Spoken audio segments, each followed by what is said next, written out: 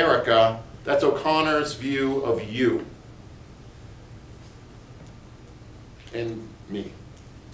I'll throw that in there.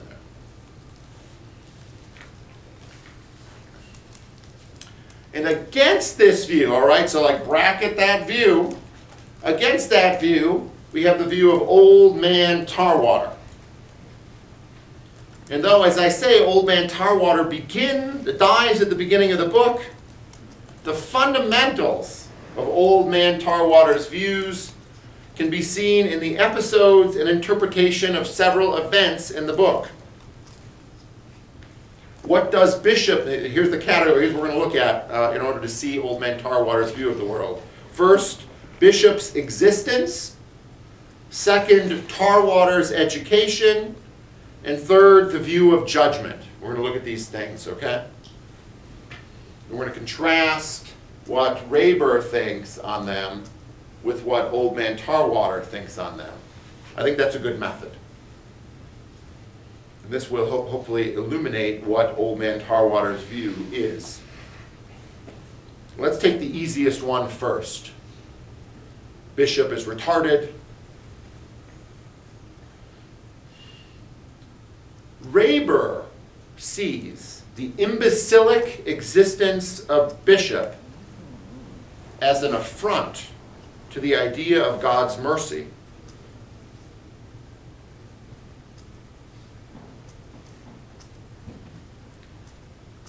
His view, Rayber's view, is that the suffering of the innocent is proof of God's malevolence, or his non-being. He thinks the problem of pain, as it's called, or the problem of evil, as it's called, is decisive proof against God.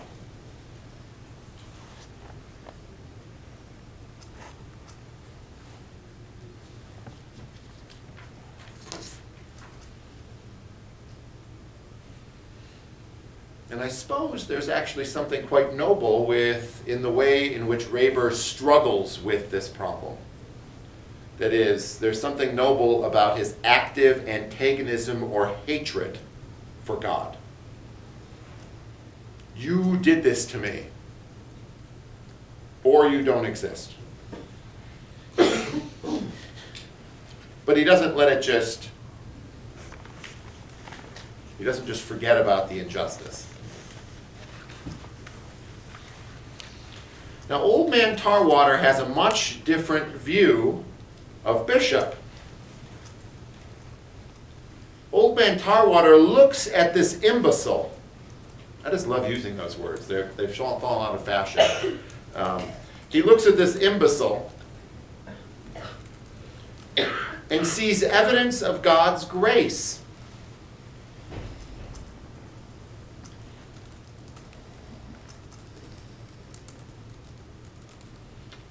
God's being nice to this kid. Why? By making Bishop an imbecile, God is protecting him from the miseducation he would otherwise receive.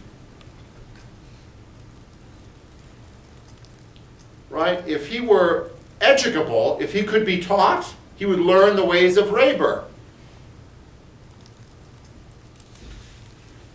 And hence he would earn damnation.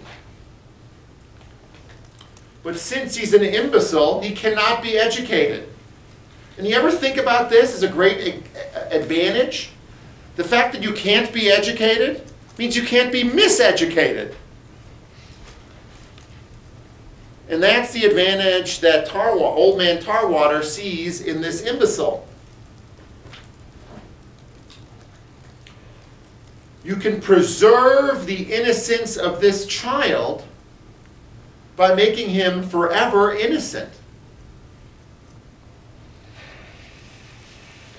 He will not be corrupted by love or by the education that his father would otherwise give him.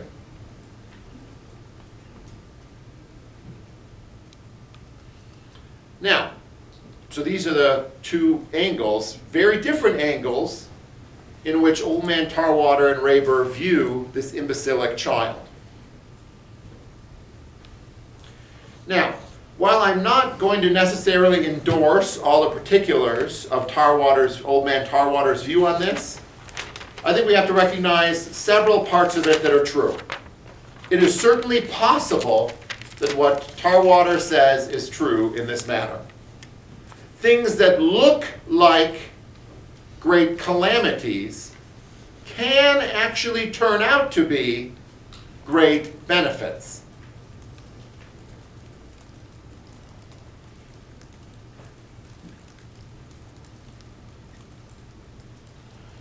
Old Man Tarwater's view of this young child is undoubtedly less dogmatic and more likely to be true than Reber's view. And I say undoubtedly, which I mean is that if you think about it, he's right in principle. God is mysterious. Or if you want to think of it like this, I'm willing to substitute terms here. Chance is mysterious. God's ways are mysterious. He never claims otherwise. And hence precisely why Bishop is an imbecile cannot be known. Perhaps it is to preserve him in some way, as Old Man Tarwater thinks. Perhaps it is to remind all of us of the fleetingness or fragility of human health. Perhaps God is malevolent. The existence of evil, this is what I think Old Man Tarwater's point of view stands for. The existence of evil is a mystery.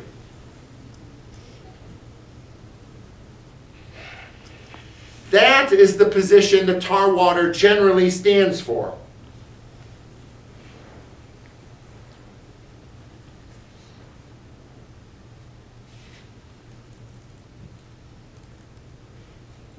And hence, the existence of evil cannot be fixed. Right? If it's a mystery, it's part of the condition in which we live.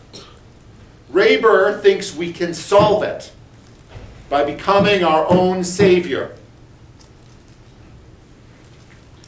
And he cannot explain the existence of this imbecile.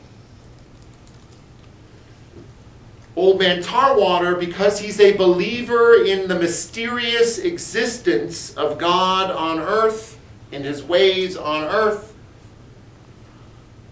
doesn't think we can remedy all these problems. Because their origin and meaning is beyond human comprehension.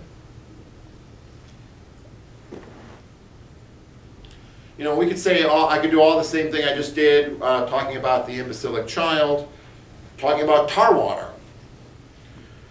Tarwater is born in a wreck.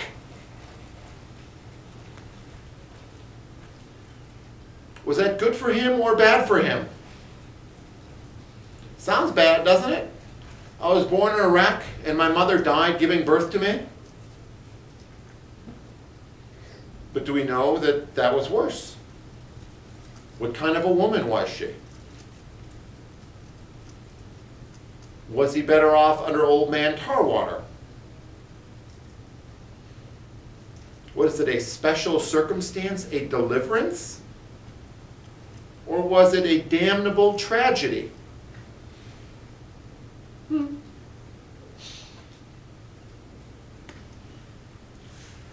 I'm just trying to emphasize that Old Man Tarwater gives all of these events mysterious providential interpretations, not scientific ones.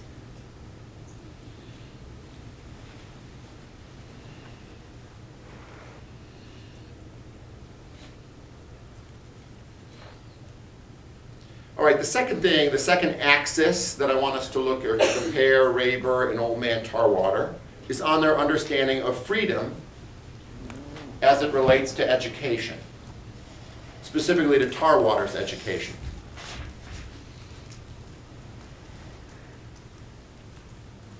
And what I'm about to say here is going to sound strange to your ears. because Old Man Tarwater really is a reproach to our understanding on these matters, I think.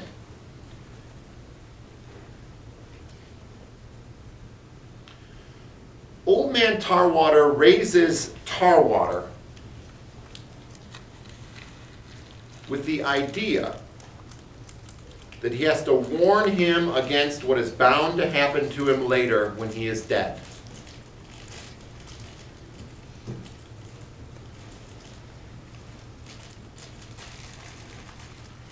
So the purpose of education in this case is, it's often said teachers want to make themselves irrelevant. Well, Old Man Tarwater recognizes that he will one day be irrelevant to his nephew. That is, he'll be dead. So all the education he needs to provide him must be done as a way of preparing him for a time when Old Man Tarwater won't be around.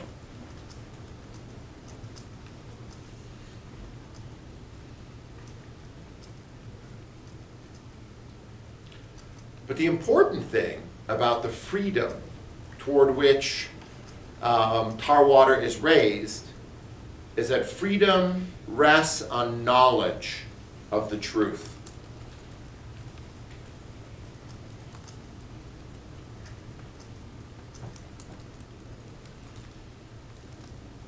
And it's the truth that sets you free. Raber emphasizes the emancipation of the human will to save itself or to create for itself as the basis for freedom. And Meeks, the traveling salesman, I think seems to agree in that passage we just read. Old Man Tarwater emphasizes that you cannot be free unless you know the truth and act on the basis of that truth.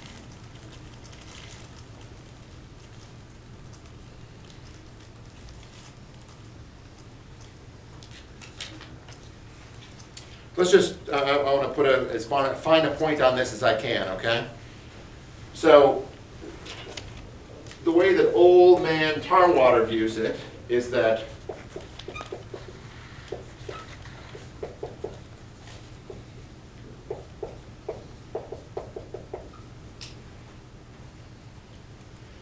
only if human freedom is based on the truth, that is, a true understanding of the world and the human place in it, can it be free. And only free human beings will genuinely act. So does does Old Man Tarwater have a problem acting? No, he doesn't have a problem acting, right? It's like, you know what? He is being miseducated. I'm going to kidnap him and bring him to the woods. Is that someone who knows what he's doing? Yes. He is able to act. He is not paralyzed by doubt. Okay? But why isn't he paralyzed by doubt? Because his free action is based on the truth. Raber has a much different view.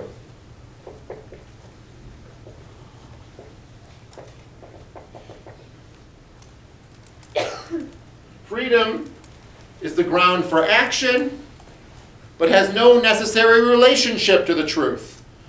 Is Raber able to act? No. And this is what Old Man Tarwater is always telling his nephew. These guys can't act. Why? They don't know the truth. So one time only, Raber comes and tries to save his ward from Old Man Tarwater. He's chased off with a gun. Does he ever return?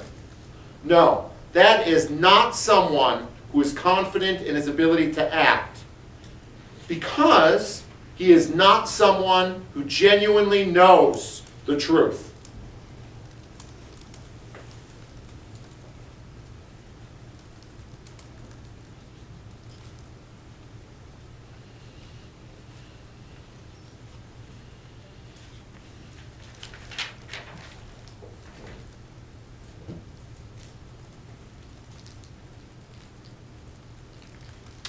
Okay, the third axis in which I want to compare Old Man Tarwater and Rayber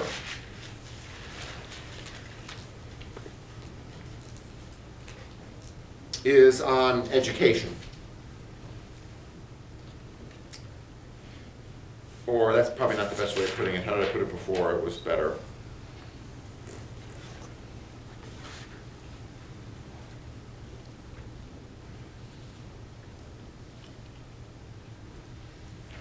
Judgment. It comes to the same thing. All right, so Old Man Tarwater sees himself as called by the Lord to do the Lord's work. And the Lord's work is to explain to the world that it will be judged and that people must be prepared to die. Use that as your bumper sticker.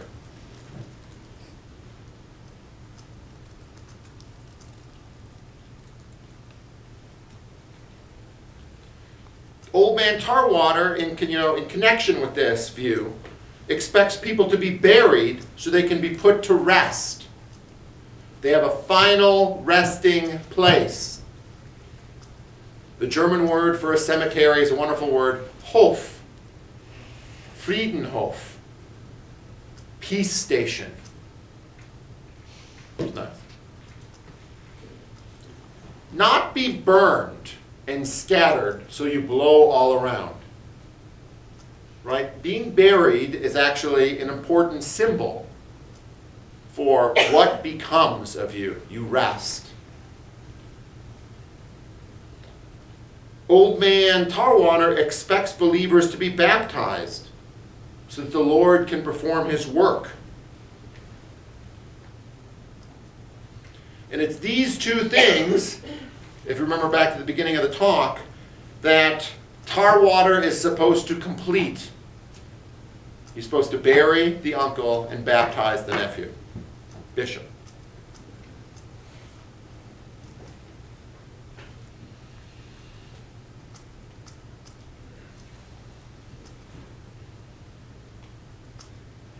This is the focus of Old Man Tarwater's education of this kid.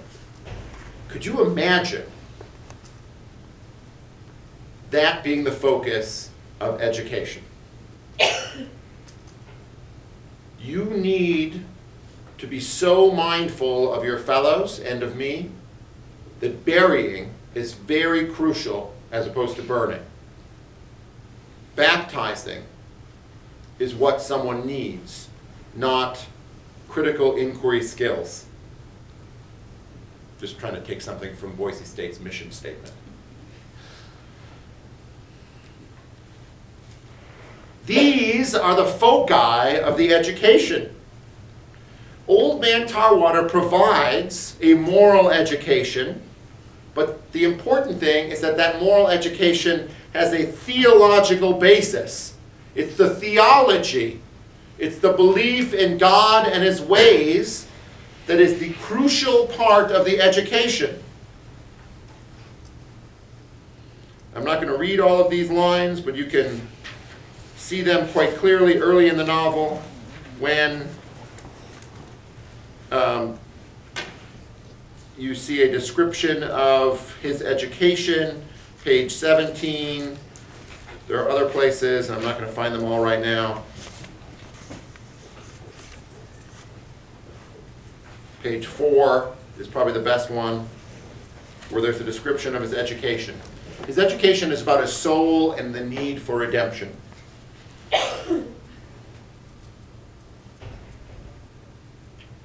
It is not a scientific education. You following me? It is not a progressive education. It is a theological education because God's real. And he has worked through the world in a particular way. You need to know that way. Otherwise, how can you be found? How can you know the truth? How can you act? How can you be free?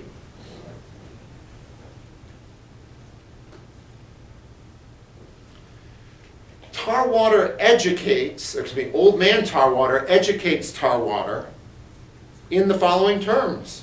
You will be tempted. You will fall short. You will need forgiveness. That's what you need to know.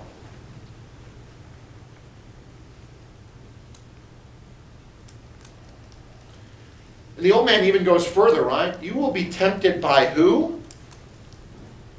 The devil. It's not some seductress. It's the devil who will tempt you. And he will tempt you with a particular view of the world that looks a lot like the American view of the world, as represented by Raber. When Tarwater is sitting there digging the grave for old man Tarwater who dies eating oatmeal or something, the devil shows up. You don't need to bury him. Right? It's just flesh. It can blow around. Isn't that a more noble thing? The devil appears in the book, and he makes all these Raber kind of arguments, and it culminates, this seems very important.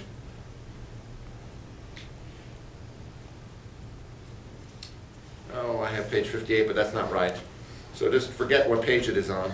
The devil says, look, it's Jesus or you. Who are you going to follow? At which point, I believe Tarwater goes and drinks himself into a stupor. Which is, a nice way to handle death. I think about it myself some days. So, in other words, I'm just trying to say that Tarwater's education actually arms him for the real world. Whereas Raber's education is a denial of the real world. He denies the existence of temptation, sin, forgiveness, the human need for God.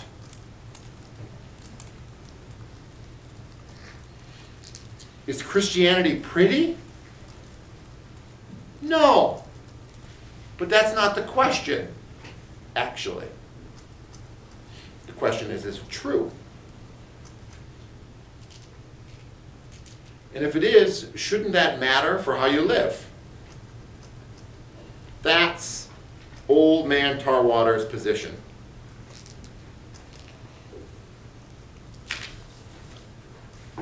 Now let's just go through this for a second so we can be as clear as I can be on this. Old man Tarwater is not a good American. Okay?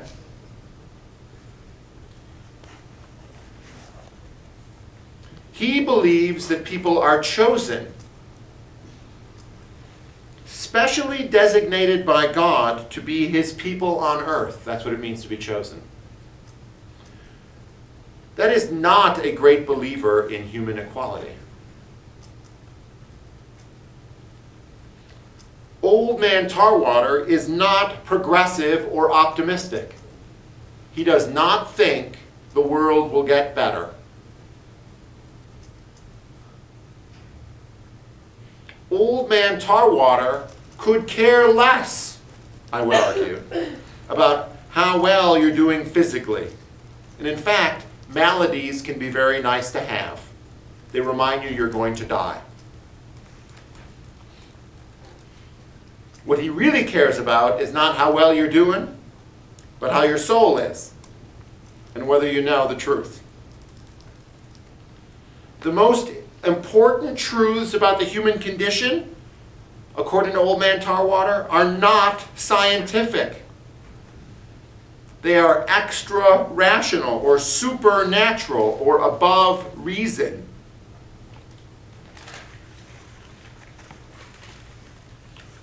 What it takes to be saved is not the same thing as what it takes to get ahead in the world.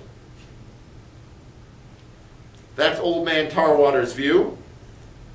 And one should care more about salvation than getting ahead. That's the old man's point of view. Education, imagine this. Education is about preparing you to die, not preparing you for a career or to make yourself the best you can be in any conventional sense. What is done with a dead body or with a live body is not an empty ritual, but rather speaks to following God's commands. It's not an empty form, it is actually the substance.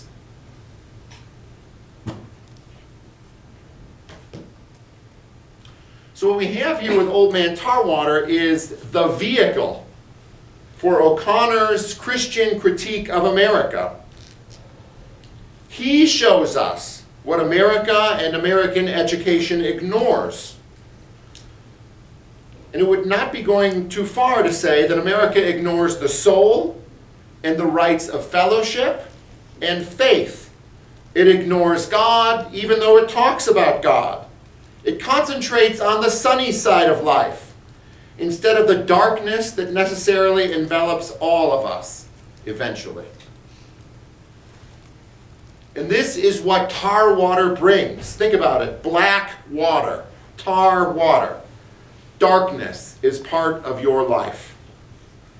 Blithely ignoring these realities is the American way. Interpreting them as evidence of a God-forsaken universe and seeking to build our own universe, instead of seeking to build our own universe, is the strategy.